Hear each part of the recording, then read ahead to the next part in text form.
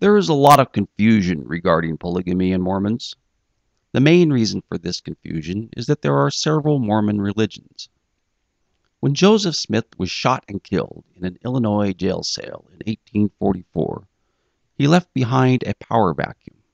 There was no process in place for determining who would become the next leader of the church. A power struggle ensued.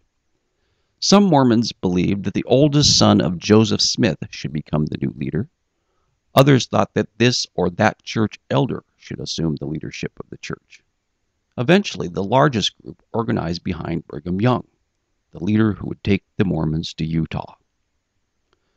This group became the largest of the Mormon religions, but that does not mean that the other groups have no legitimate right to the Mormon title.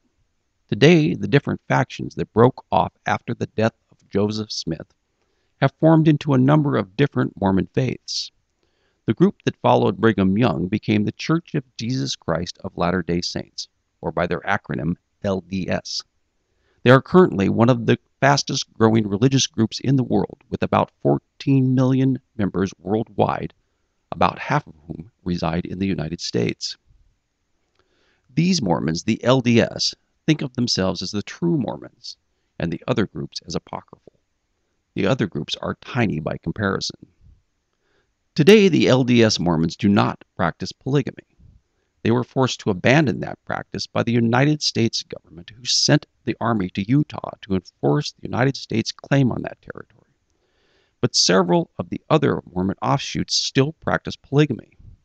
These groups get all the press on this subject, and therefore many people believe that all Mormons practice polygamy. The vast majority do not. There is, however, another complication. The LDS Mormons still believe in polygamy in the afterlife. They believe that the Mormon men in the past who had multiple wives will remain married to those wives in the afterlife. Mormon widowers can take another wife and will then be married to both of these wives in the afterlife.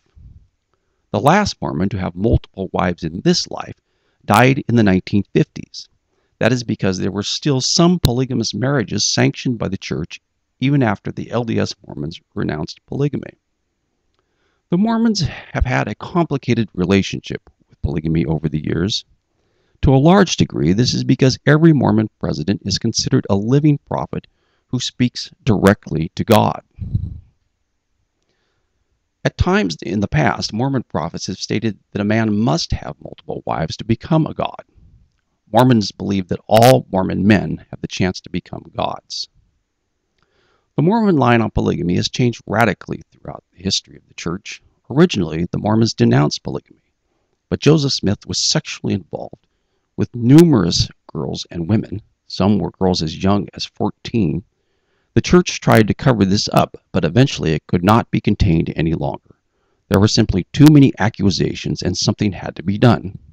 So Joseph Smith had a vision, and God told him to take multiple wives. He wrote out this vision on a piece of paper. It quoted God as addressing Joseph Smith's legal wife.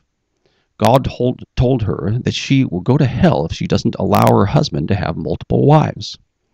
Mrs. Smith was apparently a strong-minded woman because she took this piece of paper with the message directly dictated by God and threw it into the fire. Nevertheless, Joseph convinced his wife to allow 3 of the other wives to move in with them. That was short-lived, and after a brief time, the original Mrs. Smith threw them all out of the house. Joseph Smith, however, continued with his spiritual wedding night consummations, and it was probably the most important factor that led to his downfall because many Mormons were vehemently opposed to polygamy and saw it as an indication that Joseph Smith was a scoundrel. One of these men started a newspaper with the intent of denouncing Smith and detailing his peccadillos. Smith sent his militia to burn down the press offices. This got him arrested, and he was shot by a mob while in jail awaiting trial.